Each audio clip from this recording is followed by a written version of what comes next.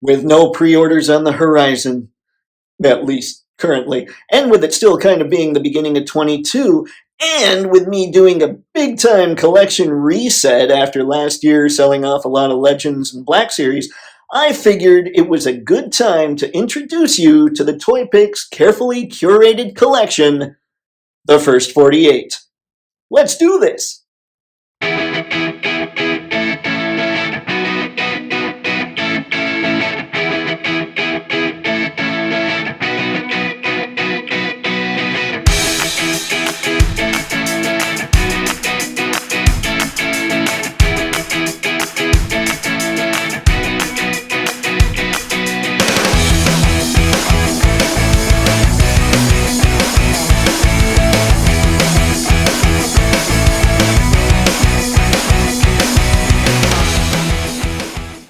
Let's start this tour of the First 48 with, well, an army builder.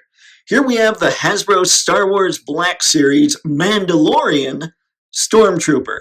And I'm going to say it now, I love this figure. Otherwise, I wouldn't have 8 of them. You all know how I feel about trying to make sure that every piece could be a centerpiece in the collection. But when it comes to things like this and army builders, it's not so much I want them to be a centerpiece. They still need to be awesome figures, but then there's the photography aspect, and you need troop builders to give your heroes a really good look, like they're fighting against all odds. But yeah, I'm really impressed with this thing. It's got great articulation. I know some people complain a little bit about the knees because they're not double jointed, but really, I think that we get plenty of knee movement with these. Plus, they don't really get down in crazy poses. These are stormtroopers with a whole lot of armor. These things can barely move, if I'm being honest. But yeah, I'm a big fan of this figure. And just like that, 8 of my 48 figures are done. Now, let's get on to numbers 34 through 40. Now for numbers 34 through 40 of the collection, Hasbro's G.I. Joe Classified Cobra Island Cobra Trooper. Now, these are probably my favorite army builders in the collection. I'm a huge fan of the simple design, but all the accessories. I really love the goggles on these things. They actually give them a real snake, almost creepy appearance. Like when you see these Cobra Troopers, you don't want them coming anywhere near you. They have that nightmare fuel thing going on. And I just like how simple the design is. I've been a big student, I suppose, of World War II. And it kind of evokes that World War II imagery where you just see these guys and you know, oh, those are the villains. Yeah. Okay, on to number 33 in the old collection. Number 33 in the old collection. I don't know why I'm doing a countdown. It's not like I'm going from favorite to least favorite. Anywho, number 33 in the old collection is Hasbro's G.I. Joe Classified Cobra Island Cobra Viper. This guy is very cool. I like how heavily armed he is. He's got all the great articulation that all the G.I. Joe Classified figures have, with the hindrance that you have when it comes to the chest overlay. But still, he's pretty cool. I like the simpler design of the Cobra Trooper better, but you can't deny that the Viper is a big time soldier when it comes to the Cobra Legions.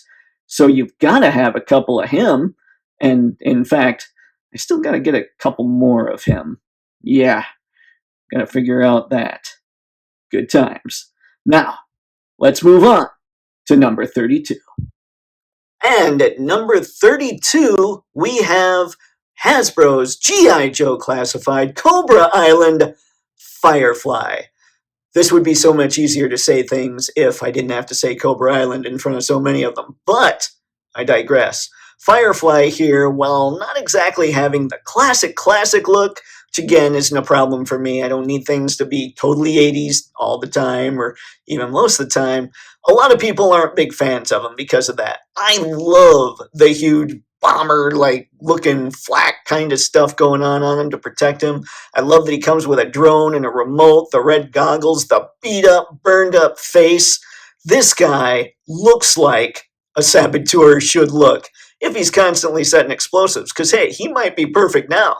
But he had to learn at some point, and so I imagine he was probably playing with firecrackers and spud guns when he was a kid and might have burned himself a little back then. Yeah, poor Firefly. Okay, on to number 31. At the Baskin Robbins number 31 spot is the sweetest guy we know, Major Blood. Major Blood, he has all the same stuff that the G.I. Joe classified line has when it comes to articulation, but he also has just a killer robot arm. And he's got a face that is a beautiful, in a totally disturbing kind of way, sculpt.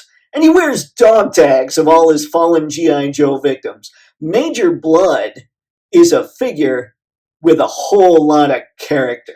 And I don't know that he got a whole lot of character in the comics or the cartoon. He got some. But this figure looks like somebody came in and said, you know who my favorite character in G.I. Joe was?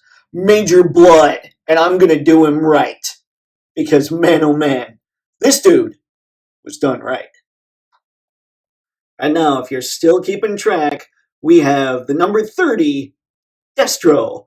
30 out of 48. Again, I'm not ranking these things because this Destro would go a whole lot higher than 30, I'm thinking. He is a perfect reimagining of the 1980, 3, I believe, Destro. This figure is absolutely phenomenal. He comes with a weapon that totally evokes his old school design, but he has enough modern touches to make him just perfect in my eyes. I love the briefcase. I love that you're not entirely sure if that's C4 in there or if it's money. Love the computer screen going on. I love his shiny face, even if it's not vac metal. I think they nailed it. They did it perfectly. Everything about this figure is just beautiful. Speaking of beautiful, we've got Zartan. Okay, he's not really all that pretty, but he is a perfect update of his 1980s figure. He looks like he's made for today's times. He's got a couple creepy little additions, like the monkey paw and the snake's head that you can throw onto his belt or backpack. He's got the perfectly updated pistol that he had way back when. He's got the bald head. He's got the face hiding in his backpack. Zartan came with everything that you could possibly need. Unless you decided you needed the Hasbro Pulse exclusive, and in which case, well, this one didn't come with everything, but he did come with everything I needed, which is why I dig him so darn much. I feel like a bit of a broken record with the classified line because just like everybody else, they gave Beachhead here a perfect modern update. One of the reasons that I use to decide whether or not I'm going to get a classified figure is if I can just look at it and at a quick glance recognize exactly who that character is supposed to be. And that can be done without going all 80s all the time. Beachhead here is a perfect example of that. My only problem was a little Nerf disc shooter that he came with, so I had to get him a different gun, right? So he actually looked like somebody that was dangerous and not a Nerf shooter guy. And at number 27, we have everyone's favorite Bow Wow, Timber. Yeah, I'm counting Timber as his own figure because he's just that cool. In the 80s, when these animal companions were first made, they didn't move. They were basically plastic statues. This Timber moves all over the place. I've taken plenty of pictures of him where he actually looks like he could be a wolf that's just moving around and having a good time and wagging his tail and just sitting in the snow. I mean, he looks like he's got all the articulation a wolf could possibly want. In fact, he made it to my top 5 favorite G.I. Joe classified figures, and really, he's a big dog. So I'm really impressed with the way they did Timber. If they can keep this up with the animals, I'm in, and I'm in for all of them. Now, at number 26 out of 48, we have Snake Eyes. I like this version of Snake Eyes. The Commando version is probably, it would be what I would consider my Snake Eyes, I suppose. I didn't like when G.I. Joe went totally ninja. I was okay with Storm Shadow and the ninja Snake Eyes and Jinx and a few other characters that were ninjas, but when it seemed like G.I. Joe just went straight up ninja, it kind of lost me on that. I liked a little more of the sci-fi of Cobra and the realism of G.I. Joe. And then when it went there, it just got a little too almost mystical for me. I don't know. I'm a weirdo like that. But I digress. If we're talking about the figure, this figure is pretty sweet. And again, just to sound like a broken record, a perfect update to the old 1982 version. At number 25 out of 48 of the Toypixx Museum slash action figure collection is Lady J. Again, I don't even know what to keep saying here. Perfect update. I saw her and knew exactly who she was instantly. I do love that they made it so that you can swap out the hair for the hat. I think the hat look is probably my favorite one. I always dug the look of the toys more than the animation. And the comics, I just thought there was something special about the toys to me that the other media didn't capture. Like she's even got her little kind of camera on the side of her bag that's a whole lot different than the huge camcorder she was carrying around in the 80s. I just like those little modern updates to the figures. She still has the spear gun, so she'll definitely be getting another one to use because you're not that threatening with a spear gun. You get basically one shot. Plus, G.I. Joe Classified doesn't have big vehicles to run a spear through. Yeah, she'll be getting a real gun. Also, she was my number one favorite G.I. Joe Classified of 2021. I'm a huge fan of this figure. And at number 24 out of 48, we have my favorite G.I. Joe character of all time, the beret wearing, cocky grinning, shotgun toting warrant officer, Flint. This guy is just awesome. I can sit here and I can keep talking about perfect updates and everything. I've got more of an emotional connection probably with Flint than anybody else. He was my first figure from years ago. I just really dig him. My only problem with this character is people consider him so much like Duke, especially when you've seen the cartoon and you understand kind of the history of some of the lines where he basically shares a body. So my only problem is I wish he could have come with short sleeves. But I have a feeling Classified's going to be around for a while. I think they'll take care of that for me. Yeah. Anywho, number 24, Flint. Number 23 out of 48, Hasbro's G.I. Joe Classified Cobra Island Barbecue. Whew, that's a mouthful. Barbecue, again, perfect update, beautiful. My only problem with him is his hands were really tight, like the plastic felt really hard, and I have a little stress mark on his gun now, so that annoys me, which means I might have to replace Barbecue. Something else that would have been cool, but it's a nitpick. Like I'm not too upset or ticked off or anything like that. It would have been kind of cool to have a separate head, like his actual unhelmeted face would have been cool to come with. But I'm not upset at all about this release, and the one real problem I do have was caused by me. I should know that I need to use a hairdryer for such things. So yeah, Barbecue, another killer G.I. Joe. 22 out of 48 is the Amazon exclusive Heavy Artillery Roadblock. Now, I had the other two roadblocks, and frankly, I just didn't like the design of them. Keep in mind that the one was modeled after an 80s roadblock. This one is also heavily modeled after an 80s roadblock, and honestly, part of what I like about some of those older designs, and again, remember, I'm not totally tied to 80s designs at all, but part of what I like about some of those designs is they were just simpler. From a graphics, from a design standpoint, which is what I do, well, that's more appealing to me. A simpler design is more appealing to me. And this roadblock, it has that simpler design, yet updated to look like just a sweet, sweet killer figure. Up at the number 21 out of 48 spot is the G.I. Joe Classified Duke. Duke is another perfect update. When I look at him, I immediately know it's Duke, and he's got enough futuristic elements to make him pretty awesome. Now, some people didn't like the gold. On Duke, I don't think it looks bad. I think it looks pretty good with the color scheme. When they did the repaint, in fact, I thought that looked kind of just a little more boring, a little more drab.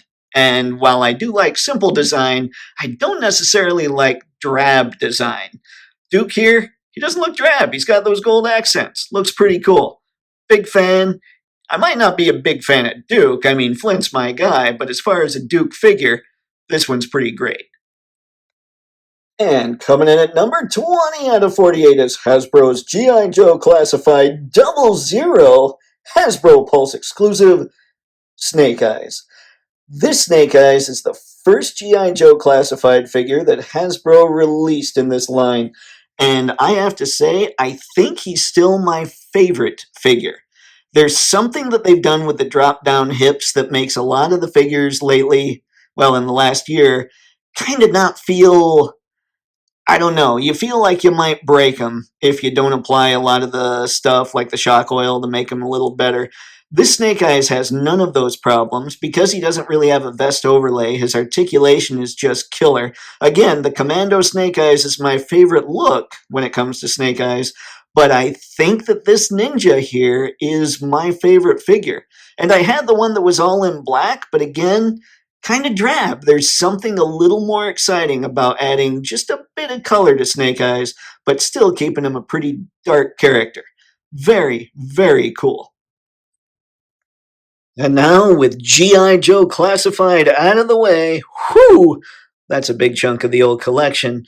We have 5 figures that, frankly, I just don't know what to do with, but I feel like I can't get rid of them. We have Skeletor, who was purchased for me this past Christmas by my sister. She thought it was pretty funny to get me Skeletor, and I'm sitting here going, oh man, I've totally avoided Masters of the Universe, but because I got Skeletor, I had to go find the Origins He-Man. So he was basically a necessity. This Cowboy Logan and the Velociraptor, whom I called Dino, have been the mascots of the channel for quite some time. And I'll be honest, I would probably replace this Cowboy Logan if someone made a better one that wasn't quite as big as Mezco's current offering. And finally, we have the man. We have Stan. If Marvel Legends were to do a line of comic book creators, I would buy them all, especially if they were treated with the reverence that I think Stan Lee here was treated with.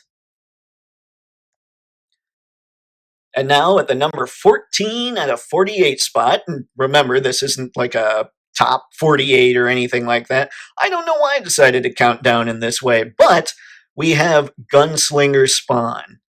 Now, I'm not a huge McFarlane Toys guy. I stay away from the DC stuff, mostly because I stay away from 7-inch figures. But I figure I can fudge Spawn in a little bit, and I thought, we'll gamble here. Gunslinger Spawn looks cool. Let's test drive the line here with that dude. So I got him, and he was my surprise figure of 2021. He's so cool. He's so much more mobile than I thought he'd be as far as articulation's concerned. And there's something awesome about a crazy, spooky hellspawn carrying dual revolvers and a big old West rifle. Something very cool. I like the look. I like the way he moves. He was definitely a big surprise, and in fact, made me decide I needed the next figure. At number 13 out of 48, we have McFarlane Toys Violator.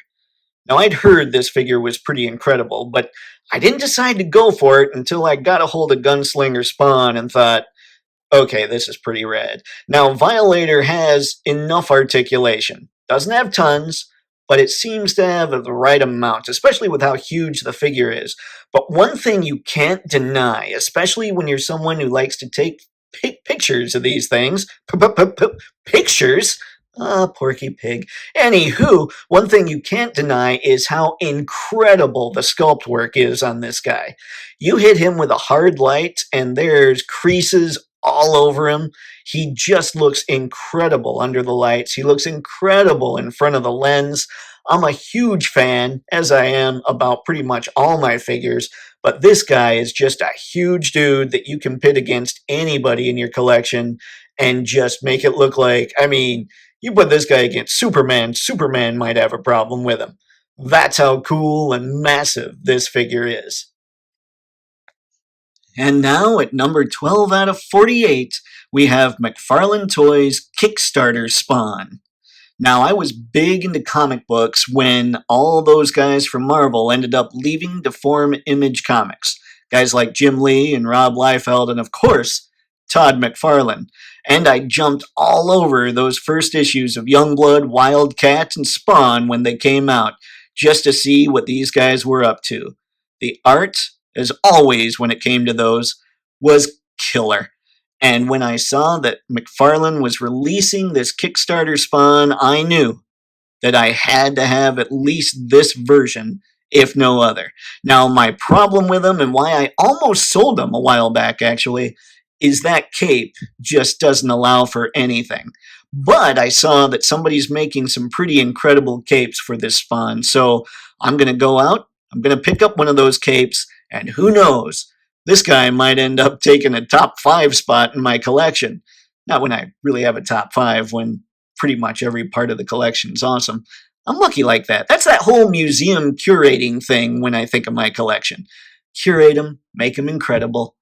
Make them all look like centerpieces. And now I'm digressing before getting on to number 11.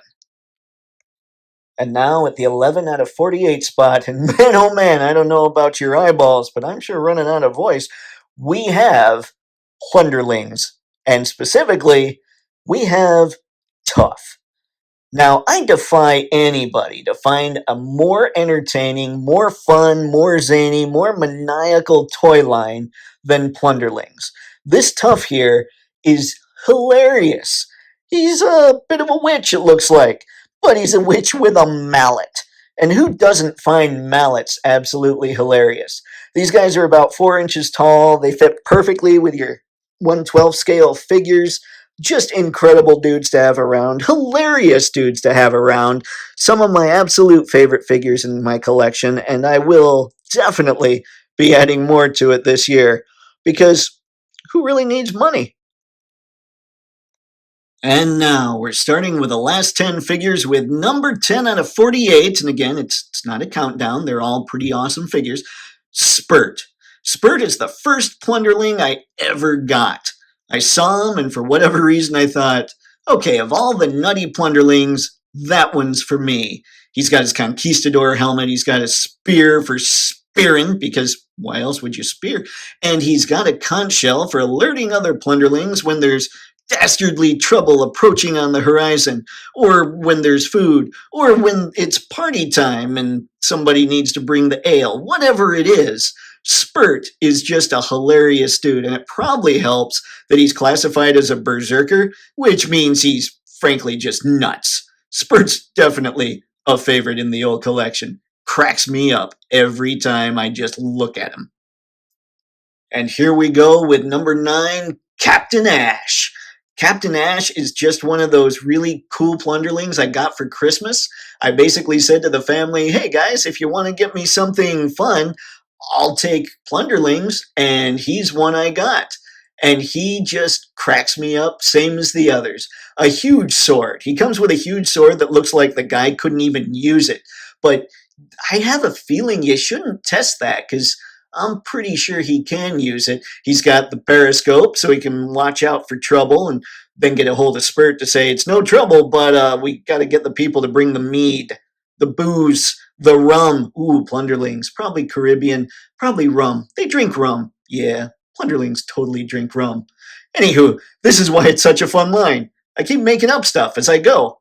Love these dudes. You need to get you some Plunderlings.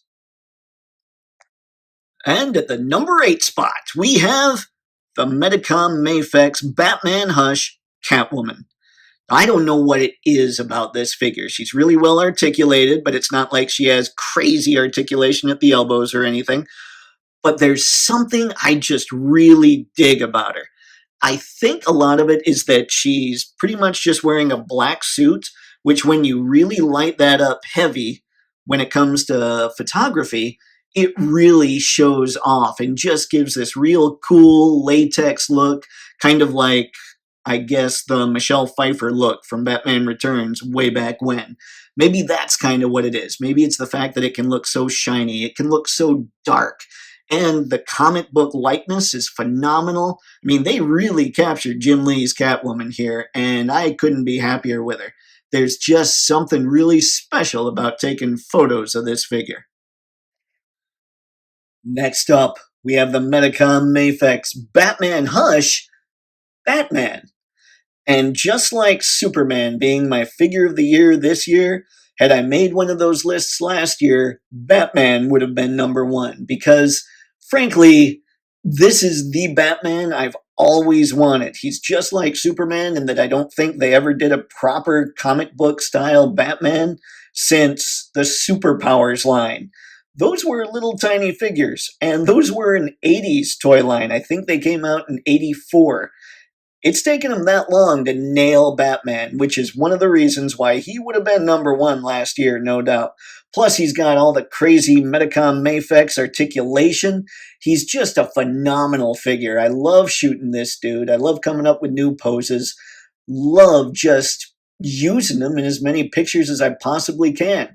And you know, that's a sign of a good figure when somebody that likes taking pictures of all their figures really likes taking pictures of that one.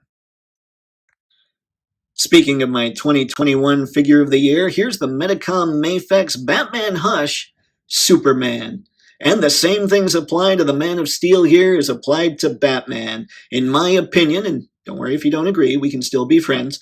In my opinion, they hadn't made a great comic book Superman since 1984's Superpowers line. So I had to get this dude, especially when you consider that on many days, Superman is just my favorite character. I treat this character, this figure, with reverence. I pick him up and I feel like I'm picking up a piece of gold. I'm so careful with him.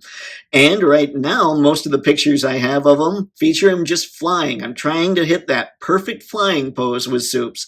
I don't have much that he can fight yet, but I'm working on that too. Until then, however, I'm going to be making sure that he's up and away in a whole lot of Toypixx going forward. Hey, I said Toypixx, and I didn't mean the name of Toypixx. Weird. And here at the number 5 out of 48 spot, and remember it's not a countdown, but still, that's just where he ended up, we have the Medicom Mafex Batman Hush Joker. This figure does not deserve to be liked as much as I like him. He didn't come with much. He came with basically hands, he came with a knife, and he came with an alternate head. So he didn't come with much, especially for a Medicom offering. But I also understand that DC and Warner Brothers have kind of decreed that their figures aren't to come with guns or any kind of triggered weapon right now. Hopefully that changes, but until then, I can't fault Medicom Mafex for that at all. And I have to say, this figure, when you've got him in hand, is absolutely nuts. Pictures do not do him justice. He looks insane. He looks like the character on my shelf that if you see him, you're going, I kind of don't want to mess with that dude. Violator, overtly, he's that guy. You just look at him and you're like, yeah, I'm backing off. But Joker, he's creepily that guy, which makes him the perfect Joker figure for my collection. And now at number 4 out of 48, and yes, my voice is still pulling it off, we have the Medicom Mafex Psylocke. Now, Psylocke is not perfect. I would say out of the Medicom figures I have, she's probably the most disappointing, but that doesn't mean she's a bad figure. Medicom to me is pretty much top of the heap as far as what action figures can do and what action figures should do. Psylocke, being the worst of the Medicom offerings I have so far, clearly means she's still better than almost everything else that you can get. So my disappointments with Psylocke were I wish her head were a little larger and looked a little more like Jim Lee's version. It would have been nice if she came with a butterfly effect too. One of the things that I love about Medicom Mafex figures is that when I buy them, I feel like I don't need another version in that costume ever again. They feel complete. Psylocke is the only Medicom figure I have, barring, of course, DC's no gun law, where I don't feel like she's a 100% complete figure. Still, she is a 100% rad figure. And now, at number 3 out of 48, only 2 more to go after this, we have the Medicom Mafex Gambit. They knocked it out of the park with Gambit. I didn't rank him insanely high in my top 10 video, but the reason is because of just the character. Gambit's cool, but he's just not one of my favorite characters. When you got to the top 5 of my stuff, like when you got up there quite a bit, or even the top 10, you're looking at figures that are pretty much perfect representations of what's available when it comes to that character. Gambit is a perfect representation, it's just I liked some other characters more. Still, buying Gambit, you do feel like you got a complete figure. He came with all kinds of stuff. He came with a dual thing of cards that he holds between his fingers. A card where it looks like he's pulling it out of his pockets. He's got 2 huge card throwing effects. He's got even some effects that go on the end of his bow staff, like he's got kinetic energy charging, all kinds of hands, an extra head. Gambit got it all. And I don't see me, honestly, ever needing to buy another Gambit again. That is a sign of a pretty incredible action figure. And now, the second to last figure of the Toypixx carefully curated collection, we have the Medicom Mafex Cyclops. If I were to say there was something wrong with Cyclops, it would be only this. I feel like if his chest harness were maybe 1/8 of an inch longer, you could get every single pose you would ever want out of this guy. Still, he comes with a couple blast effects, several visors. He comes with 3 sets of hands.